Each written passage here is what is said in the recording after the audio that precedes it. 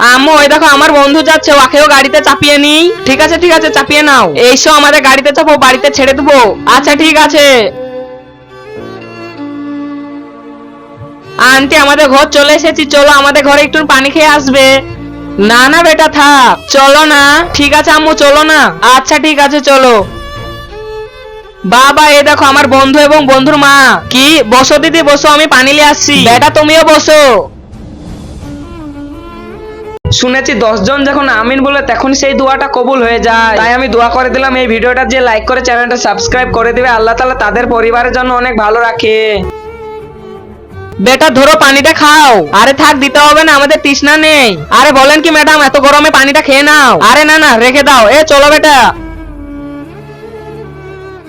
বেটা তুই আজকে থেকে ওই গরিব বন্ধুর সাথে বেড়াবি না।